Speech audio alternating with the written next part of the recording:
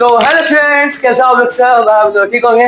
Once again welcome to my channel MZ2 classes for SCC class 9, and now we're gonna start the next chapter and the last chapter.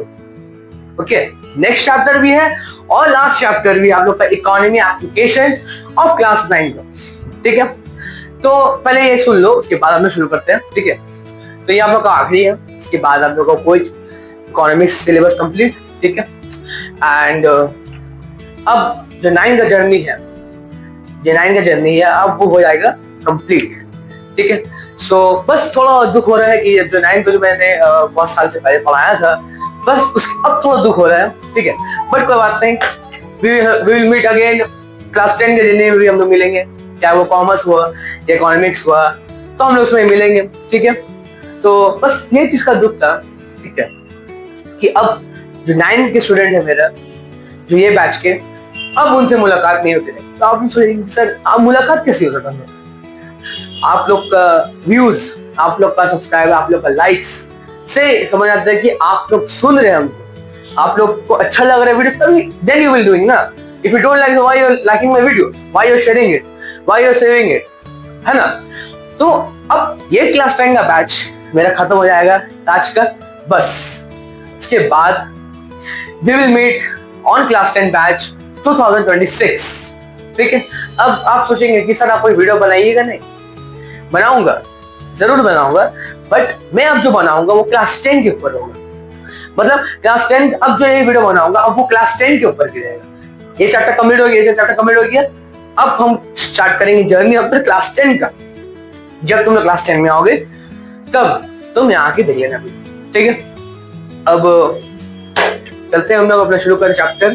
ठीक है, तो ये video को बहुत ध्यान से देखना, फील करके देखना, और ये सोचना कि ये मेरा आखिरी वीडियो है। ठीक है, सुन लो, ये बैच का आखिरी वीडियो है। ठीक है, 9 का जर्नी का आखिरी वीडियो है, तो एकदम फुल फोकस के साथ ये वीडियो देखना। ठीक है, और follow on Instagram and subscribe to MZ2 classes and subscribe MZ2 mentor. Okay, वहां जाके सब्सक्राइब कर लेना, वो भी मेरे चैनल। So let's begin our journey of globalisation with your MZ sir. Okay, here we go. Okay, so पहले समझो कि ग्लोबलाइजेशन का मतलब क्या है। तो ग्लोबलाइजेशन का मतलब क्या है, जानना जरूरी है। तो अकॉर्डिंग टू योर डेफिनेशन, इसका मतलब है कि it is a process of integrating the economy of a country with other economies of the world from trade, capital flow and technology.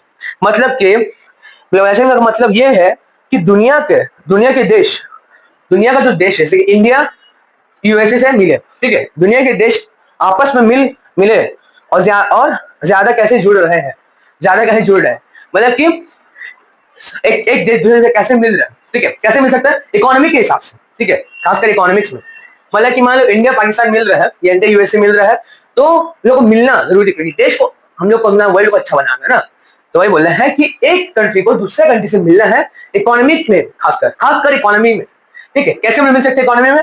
Trade, capital flow और इन्वेस्टमेंट कर सकते हैं, और हम लोग अपना टेक्नोलॉजी को डेवलप करके भी कर सकते हैं। तुम देखोगे ना, बहुत सारा इसरो, नासा, वो सब भी पार्टनरशिप का ही होता है।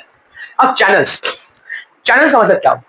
टीवी चैनल नहीं, चैनल्स का मतलब क्या है? किस जरिए से हम लोग किस जरिए से हम लोग उन लोगों से संपर्क कर सकते हैं, कनेक्शन कर सकते हैं, कम्युनिकेशन कर सकते हैं। पहला है आप लोग का ओपनिंग ऑफ वर्ल्ड ट्रेड खोलना। ठीक है, अब इसका लिए क्या रिक्वायर है? कुछ रिक्वायर तो होगा, तो इसके लिए तुम लोग को liberalisation in trade of goods and services, तुम लोग को लिबरलाइजेशन करनी होगा ट्रेड में, गुड्स और सर्विसेज का लिबरलाइजेशन करना होगा। ठीक है, और इसमें एक requires removal of barrier to international investment. इसमें बैरियर जो है इंटरनेशनल इन्वेस्टमेंट को हटाना होगा, और लिबरलाइजेशन ऑफ फॉरेन इन्वेस्टमेंट को लीड करना होगा। तो लार्ज इंटरनेशनल इन्वेस्टमेंट में आपको फॉरेन इन्वेस्टमेंट को बढ़ाना होगा, लीड करना होगा। ठीक है, अब है कि it take place through free flow of technology between country. अब ये कैसे होगा? फ्री फ्लो, टेक्नोलॉजी का फ्री फ्लो से हो जाएगा, मतलब कि तुम यहाँ से बैठ कर नासा का अपना वेबसाइट खोल सकते हो।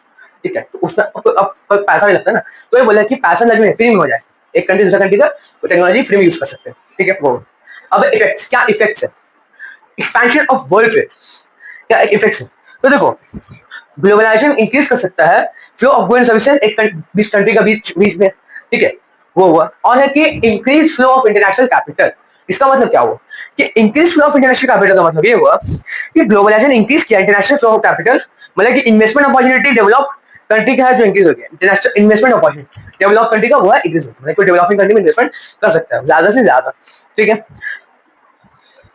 अब है हम लोग का थर्ड वाला कि इंक्रीज। ओके, थर्ड हम लोग का है ट्रांसफर ऑफ टेक्नोलॉजी। अब बोलेगी सर कि आप 5 दिया हुआ, आप पढ़ा नहीं तो बढ़ा दे रहे।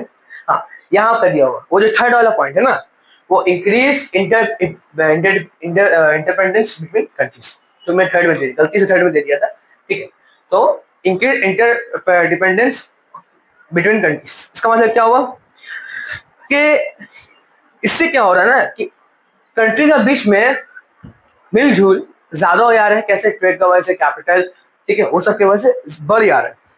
अब ट्रेड कौन कौन सा फील्ड में, ट्रेड का कौन सा फील्ड, गुड्स एंड सर्विसेज का, इसमें कि मतलब मूवमेंट ऑफ कैपिटल में, कि मतलब यहाँ से वहाँ पैसा भेज रहे कैपिटल ग्रो करने के लिए, इन्वेस्टमेंट जो कर रहे डेवलपमेंट डेवलपिंग कंट्री में, वो हुआ। और गुड्स जैसा अपना गुड्स हम वहाँ बेच रहे, होता है बहुत बार, अपना गुड्स इंडिया गुड्स हम जर्मनी भेज रहे, उससे भी होता है, इकोनॉमी बढ़ जाता है। ठीक है, वो हुआ। अब जैसा कि मान लो, अब क्यों ऐसा हमेशा नहीं कर सकते, नहीं, कोई कंट्री क्या करता है ना, बैंड कर देता है कि ये कंट्री का हम लोग का सामान नहीं आएगा। जैसा मान लो इंडिया का सामान पाकिस्तान नहीं आएगा, पाकिस्तान का सामान इंडिया नहीं आएगा, समझ लिए ना, बस इतना इजी एग्जाम्पल हम दिए। ठीक है, अब हम लोग का है ट्रांसफर ऑफ टेक्नोलॉजी। अब ये तो समझ के ट्रांसफर टेक्नोलॉजी का मतलब टेक्नोलॉजी को ट्रांसफर करना, सॉफ्टवेयर माइक्रोसॉफ्ट टू सब, माइक्रोसॉफ्ट ही है मतलब। ठीक है, तो देखो ग्लोबलाइजेशन ब्रॉट करता है न्यू अपॉर्चुनिटी डेवलपिंग कंट्री का लिए कि आप एक अच्छा अपॉर्चुनिटी, नया अपॉर्चुनिटी लोग का, और कंट्रीज अब now got greater access to advance. अब हर कंट्री के पास एडवांस टेक्निक होगा जिससे वो अपने इकोनॉमी को बना सकता है, बढ़ा सकता है। ठीक है, अब है हम लोग का नेक्स्ट। अब देखो, अब the technology transfer develop country से लीड करेगा अब जो लीड करेगा क्या करेगा, प्रोडक्टिविटी इंक्रीज कर देगा और हाई लिविंग स्टैंडर्ड कर देगा। किसका किसका प्रोडक्टिविटी हाई कर देगा और किसका स्टैंडर्ड ऑफ लिविंग हाई कर देगा, डेवलपिंग कंट्री का। अब ये कौन करेगा, डेवलप कंट्री टेक्नोलॉजी वहां भेजेगा डेवलपिंग कंट्री में, मतलब कि यूएसए हम लोग को भेज रहा है। यूएसए क्या है, डेवलप कंट्री है, और हम लोग क्या है, डेवलपिंग कंट्री, मतलब कि हम लोग ऐसे इससे करके डेवलप हो रहे हैं, बट वो ऑलरेडी डेवलप हो गया, तो वो बोलने का मतलब है, तो वो हम लोग का यहाँ भेज रहा है टेक्नोलॉजी, तो इससे क्या हम लोग स्टैंडर्ड ऑफ लिविंग बढ़ेगा और हम लोग का न्यू न्यू एडवांस टेक्निक हम लोग को समझ में आएगा और हम लोग यूज कर सकते हैं, जिससे हम लोग का इकोनॉमी बढ़ जाए।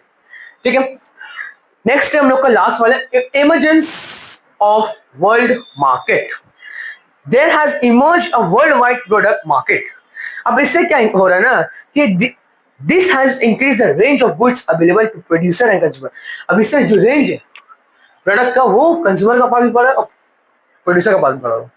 ठीक है, हाँ, गुड्स अवेलेबल, सामान अवेलेबल है प्रोड्यूसर का पास भी और कंज्यूमर का पास भी, दोनों का पास अवेलेबल है। तो उतना ऐसा नहीं है कि जो प्रोड्यूसर का पास कम है कंज्यूमर का पास ज्यादा, और कंज्यूमर का पास कम है और प्रोड्यूसर का पास ज्यादा, नहीं, सबका पास इक्वली डिवाइडेड है। ठीक है, अब हम लोग पढ़ेंगे ग्लोबलाइजेशन इन इंडिया। अब हम लोग पढ़ेंगे इंडिया का, ये तो हम पूरा वर्ल्ड का पढ़ रहे थे, ये जो पूरा पोर्शन हम लोग जो पढ़ा वो था वर्ल्ड का। अब ये जो पूरा पोर्शन है ब्लू वाला, वो हाँ है इंडिया का। तो अब तो हम लोग को तो इंडिया का ये बुक जो है पूरा इंडिया का ही इकोनॉमी को बताता है। ठीक है, समझ गए। अब यहाँ तुम सोच लिया, यहाँ उसका एडवांटेज बता रहा है, यहाँ उसका डिसएडवांटेज बता रहा है, इंडिया में डिसएडवांटेज भी बता रहा है ना। ठीक है, पहला है कि क्यों हम लोग को चाहिए, why we need globalization in India. सबसे पहला, वीकनेस ऑफ प्री 1991 पॉलिसी।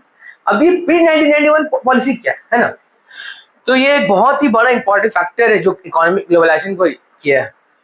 क्या हुआ था इसमें, देखो, तो 1991 में क्या हुआ था ना कि लो रेट ऑफ इकोनॉमिक ग्रोथ हो गया था। ठीक है, इकोनॉमिक ग्रोथ कम हो गया था, अनएम्प्लॉयमेंट बढ़ गया, स्टैग्नेशन रेट जो था वो डोमेस्टिक सेविंग्स का और इन्वेस्टमेंट का वो ये हो गया, कम हो गया, मतलब कि बहुत क्या बोलते हैं, इकोनॉमी में दंगा फसाद, इकोनॉमिक में दंगा फसाद हो गया एक तरफ, वहां देखो।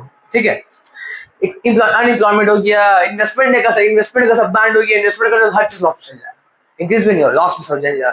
ठीक है, और डोमेस्टिक सेविंग्स इन्वेस्टमेंट कुछ सही से नहीं हो पा रहा था।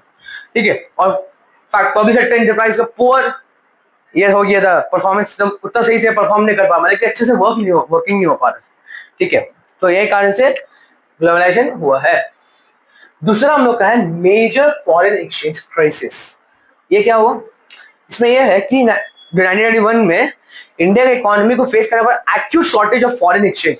तो शॉर्टेज मतलब कि कमी, एक्सचेंज फॉरेन का कमी होने लगा इंडिया को, ठीक है। अब यहाँ आपका चार्ट दिया हुआ है, 4 फैक्टर्स दिया, तो इसमें से आप 3 लर्न करिएगा, ठीक है। 3 लर्न करना है। पहला है इमीडिएट कॉस्ट, क्या था कि immediate cost for the foreign exchange crisis था कि वॉर हो गया था गल्फ कंट्री का।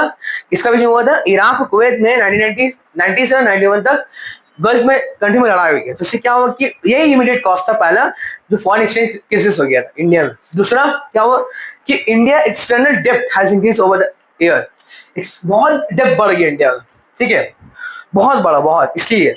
और फ्रेश डेब्ट को डिनाइड कर दिया गया इंटरनेशनल इंस्टीट्यूट ने, जो IMF हम लोग बोलते हैं, इंटरनेशनल मॉनेटरी फंड, वो बंद करा दिया गया।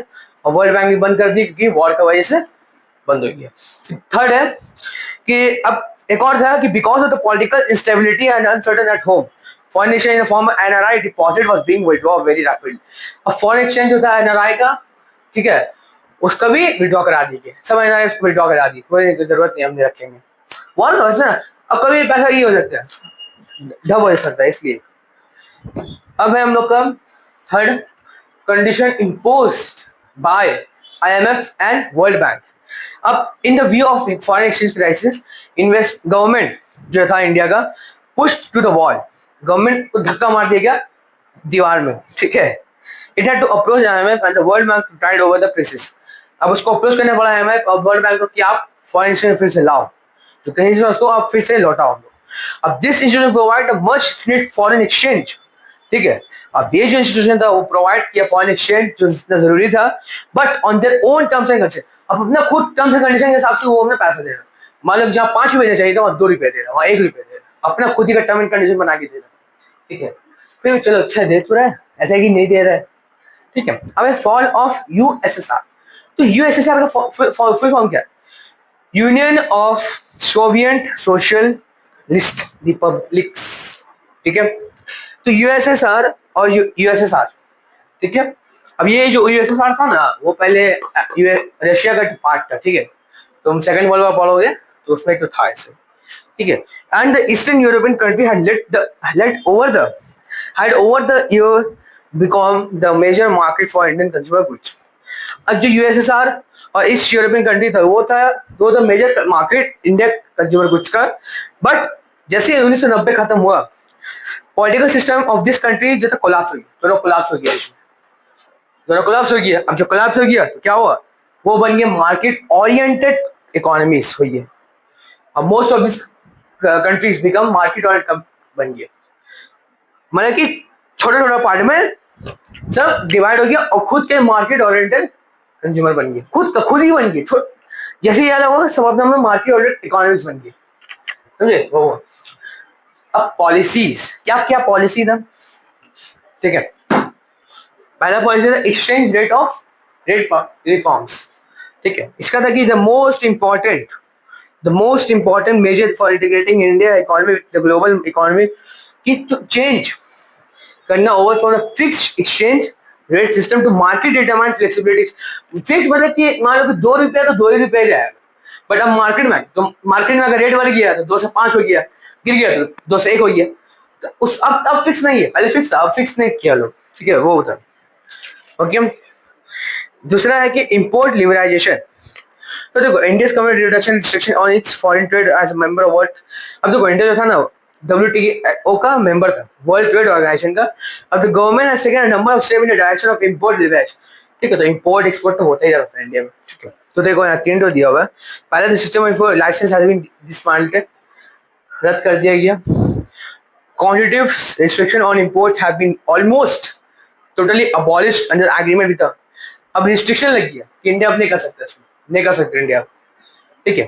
एकदम लाइसेंस कैंसिल हुई है, पूरा कैंसिल अबॉलिश्ड हो गया, ठीक है। अब ड्यूटी जो था इंपोर्ट एक्सपोर्ट का वो रिड्यूस हो गया, trade union between nations free than before. अब जो रिड्यूस हो गया ट्रेड, अब वो कम ही हो गया एक्सपोर्ट इंपोर्ट का सिलसिला। ठीक है। अब फोर्थ है फॉरेन टेक्नोलॉजी। अब with the view to encourage technology development in India industry, free flow of technology is allow by the, अब हाँ फ्री फ्लो जो था वो बढ़ गया, फ्री फ्लो अलाउ किया गवर्नमेंट। अब the government provide automatical approval for technology agreement in the case of high property industry. अब ये गवर्नमेंट प्रोवाइड किया अप्रूवल टेक्नोलॉजी एग्रीमेंट में in case high property industry को, उसको तो उसमें वो लोग एक एग्रीमेंट बनाया गवर्नमेंट, ठीक है। बोलने का मतलब वही है कि सर बेटा बात ही वही बोल रहे हैं। बस तुम ये चीज याद रखना कि गवर्नमेंट अप्रूव किया था टेक्नोलॉजी, बस उतना ही तो याद। अब हम लोग का है इम्पैक्ट, इम्पैक्ट या इफेक्ट ग्लोबलाइजेशन का, ठीक है। अब हम लोग का इम्पैक्ट इफेक्ट बता रहे हैं। पहले था कि हाई ग्रोथ रेट, ठीक है। अब जो ग्लोबलाइजेशन से क्या हुआ कि एक इंपॉर्टेंट कंट्रीब्यूशन हो गया, ठीक है, बहुत इंपॉर्टेंट हो गया, ओके। तो वही था हाई ग्रोथ रेट का मतलब कि देखो पहले कि ये पोजीशन से 10 से क्या हुआ इंपॉर्टेंट कंट्रीब्यूशन हुआ फैक्टर टू एक्सेलरेशन, ठीक है। इसका acceleration of growth rate of India बढ़ गया, उससे अच्छा हुआ। और ग्लोबलाइजेशन कंपैरिजन ये बता दे कि इंडिया जो फास्टेस्ट इकोनॉमी है, ठीक है, फास्टेस्ट ग्रोइंग इकोनॉमी है, ठीक है, मेजर इकोनॉमीज में वर्ल्ड का, विद द जीडीपी ग्रोथ 9.1% 2021 और 2022 का, इसके हिसाब से परसेंट के हिसाब से। अब दूसरा है कि high growth rate of international trade. तो इसमें यह है कि इंपोर्ट एक्सपोर्ट जो था इंक्रीज हो गया था 1990 से 1991 में, बट क्या हुआ growth rate of international trade slowly down considerable in recent year, मतलब कि 2013 14 15 16 में कम हो गया, क्यों वर्ल्ड वाइड हो गया, मतलब कि डिसीजन वर्ल्ड वाइड हो गया इसी कारण से। अब थर्ड है increase in foreign direct investment. तो देखो foreign direct investment in India increase हो गया था 1991 से, बट और द अमाउंट ऑफ एफडीआई जो था इंक्रीज हो गया था यूएस का हिसाब से 1.3 बिलियन डॉलर, जो 1990 और 91 में था, से लेके यूएस डॉलर 56.2 बिलियन जो 2021 और 22 में था। सोचो इतना इंक्रीज हो गया, समझे। बस आया तो बस ग्लोबल। अब overseas investment by Indian companies, अब इंडियन कंपनीज को कुछ करना होगा ना यार। तो अब फोर्थ है कि overseas investment by Indian companies. तो ओवरसीज इन्वेस्टमेंट का क्या मतलब हुआ, इसका मतलब है investing money from outside your own country, मतलब तुम इन्वेस्टमेंट कर रहे हो बाहर से लेकिन अपना खुद का कंट्री का, इन अदर नेशन बिजनेस, खुद मतलब कि तुम मान लो यूएसए में बैठते हो पर इंडिया का तुम इंडिया में इन्वेस्टमेंट कर रहे हो, वो हुआ इंडियन कंपनी में तुम इन्वेस्टमेंट कर रहे हो, उसका बोलते हैं हम लोग ओवरसीज इन्वेस्ट। देखो सी का मतलब क्या हो पानी, ओवर मतलब कि बाहर, ठीक है, हद से ज्यादा बाहर जो बोलते हैं हम लोग, वो हुआ। तो इंडियन कंपनी से किया था, स्टार्टअप किया था, ठीक है, ओवरसीज डेवलपमेंट, ठीक है, इन्वेस्टमेंट किया था जो यूएस डॉलर के हिसाब से 0.7 बिलियन से लेके 2001 में था, से लेके 17.6 बिलियन डॉलर जो 2021 और 22 में था। अब है increase in foreign exchange reserves. अब देखो ये जो था इंक्रीज हो गया था, बहुत जल्दी बढ़ गया फॉरेन एक्सचेंज रिजर्व। अब जो इससे क्या हुआ कि the foreign exchange reserve stood to at US में 607 बिलियन मार्च में हुआ, एज अगेंस्ट 202 बिलियन डॉलर का 2000 जो था 1991 में, उसका कंपेरिजन अगेंस्ट हो गया, मतलब 1991 में 2.2 बिलियन डॉलर था और जो मार्च 2022 में उसका हो गया था 607 बिलियन डॉलर, ठीक है, वो बोलने का मतलब है। तो ऑब्वियस अब बस तुमको यहीं तक ही पढ़ना है, बस ये याद रखना कि जो था फॉरेन एक्सचेंज रिजर्व जो था वो बढ़ गया था, और कैसे वो क्या बढ़ा था, फॉरेन एक्सचेंज रिजर्व क्या किया था यूएस डॉलर 22 और 1991 का, तुमको याद रखना होगा, ठीक है, ठीक है। तो अब हम लोग पढ़ेंगे कि क्या क्या इफेक्ट्स था इंडियन इंडस्ट्री का, ओके, क्या क्या इफेक्ट्स था, ठीक है। सॉरी मैं कैमरा में आ रहा नहीं हूँ, ठीक है, क्योंकि I am reading from book, that's why I am not coming here, ठीक है, बट तुम चाहते हो तो कैमरा में आ जाओ, कोई बात नहीं, ठीक है। तो देखो high growth rate of industrial sector, उसका क्या मतलब हुआ सर, ठीक है। तो पहला है इसका मतलब ये हुआ कि देखो इंडस्ट्रियल सेक्टर जो था वो जो गेव एक अच्छा परफॉर्मेंस दिया पोस्ट रिफॉर्म पीरियड में, बहुत अच्छा परफॉर्मेंस दिया, ठीक है, बस उतना ही पढ़ना, बस उतना नहीं आपको पढ़ना है उतना। हाँ तुम ये बोल सकते हो कि द पीरियड जो ये पीरियड था वो फॉलो कर economy reforms, low growth rate of industry output between 1990 और 2000 तक, बस इतना ही पढ़ लेना और उससे पढ़ने की जरूरत नहीं है। अब है इनफ्लो ऑफ एफडीआई। एफडीआई मतलब फॉरेन डायरेक्ट इन्वेस्टमेंट। देखो ग्लोबलाइजेशन अट्रैक्ट किया था number of multinational corporation to Indian industry. बहुत सारा ग्लोबलाइजेशन जो था बहुत सारा नंबर में मल्टीनेशनल कॉर्पोरेशन इंडिया में लाया था। अब जो ये एमएनसी था ये लाया huge amount of foreign investment Indian industry में, स्पेशली किसमें, फार्मेसी में, पेट्रोलियम, केमिकल, टेक्सटाइल और सीमेंट मैन्युफैक्चरिंग इंडस्ट्री। देखो बढ़ गया ना। अब emergency of IT and BPO sector.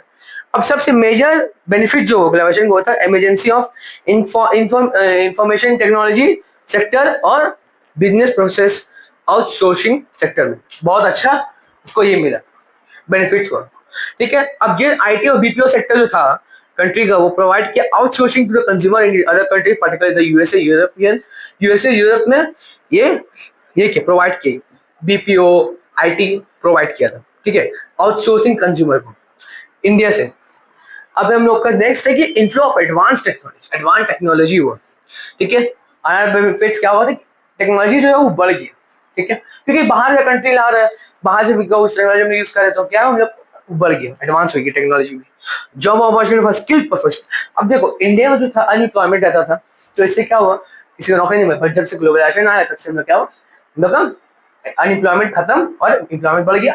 और जो स्किल प्रोफेशनल लोग था, जो ग्रेजुएट है, प्रोफेशनल है, तो लोग कभी अपॉर्चुनिटी मिला बहुत अच्छे कि वो लोग जॉब कर सके।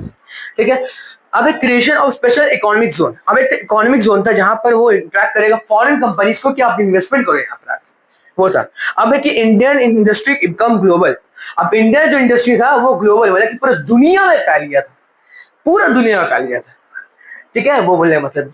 सो with this we have completed the chapter, hope you like the video. Sir इतना बस खत्म, अभी शुरू किया था। मालूम वीडियो आई गेस कितना मिनट का होगा वो नहीं मालूम, आई गेस 20 मिनट्स का तो होना ही चाहिए। क्योंकि देखो जो लास्ट 2 वीडियोस तक कंज्यूमर अवेयरनेस और हमारा इंफ्रास्ट्रक्चर जो था वो 30 मिनट्स तक गया। ठीक है, कंज्यूमर 30 मिनट्स तक चली गया।